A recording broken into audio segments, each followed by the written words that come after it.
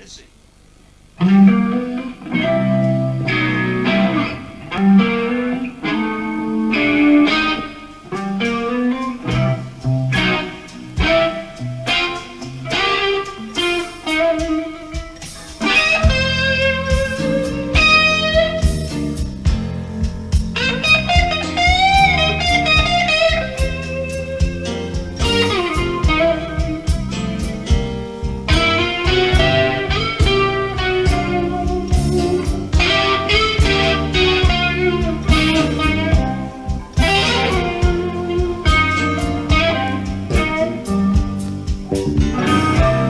Yes, I get the blues. Well, it hurts me deep inside.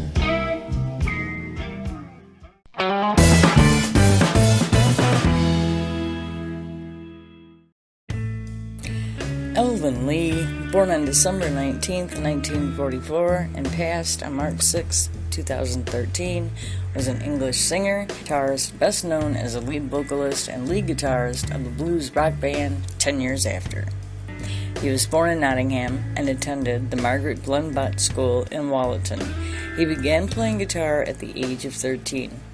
In 1960, Lee, along with Leo Lyons, formed the core of the band 10 Years After. He was influenced by his parents' collection of jazz and blues records, but it was the advent of rock and roll that sparked his interest. Lee's performance at the Woodstock Festival was captured on film in the documentary of the event, and his lightning-fast playing helped catapult him to stardom. Soon the band was playing arenas and stadiums around the globe. The film brought Lee's music to a worldwide audience, although he later lamented that he missed the lost freedom and spiritual dedication of his earlier public. Lee was named the fastest guitarist in the West and considered a precursor to the shred-style playing that would develop in the 1980s. 10 Years After had success, releasing 10 albums together, but by 1973, Lee was feeling limited by the band's style. Moving to Columbia Records had resulted in a radio hit song, I'd Love to Change the World, but Lee preferred blues rock to the pop to which the label steered them. He left the group after their second Columbia LP with American Christian rock pioneer Mylon LeFevre, along with guests George Harrison, Steve Winwood, Ronnie Wood, and Mick Fleetwood. He recorded and released On the Road to Freedom, an acclaimed album that was at the forefront of country rock. Also in 1973, he sat in on the Jerry Lee Lewis double album Session, recorded in London with great artists, recorded in London featuring many other great stars including Albert Lee, Peter Frampton, and Rory Gallagher. A year later, in response to a dare, Lee formed Alvin Lee and Company to play a show at the Rainbow in London and released it as a double live album, In Flight. Various members of the band continued on with Lee for his next two albums, Pump Iron and Let It Rock. In late 1975, he played guitar for a couple of tracks on Bo Diddley's The 20th Anniversary of Rock and Roll All-Star album.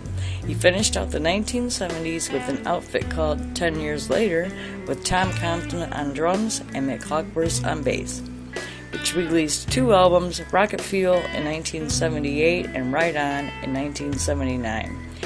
They toured extensively throughout Europe and the United States.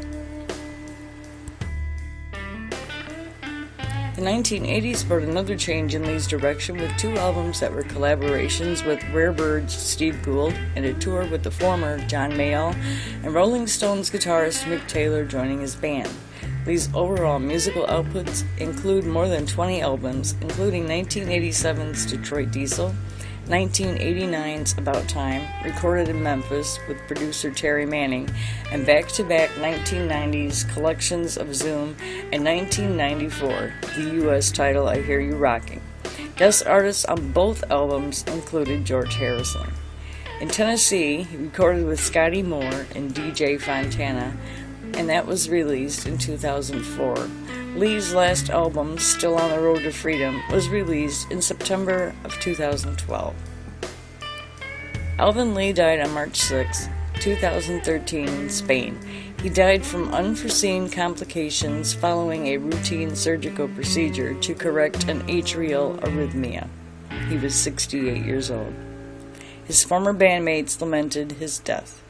Leo Lyons called him the closest thing I had to a brother, while Rick Lee, no relation, said, quote, "I don't think it's even sunk in yet as to the reality of his passing," end quote. Billboard highlighted such landmark performances as "I'm Going Home" from the Woodstock Festival and his 1971 hit single, "I'd Love to Change the World."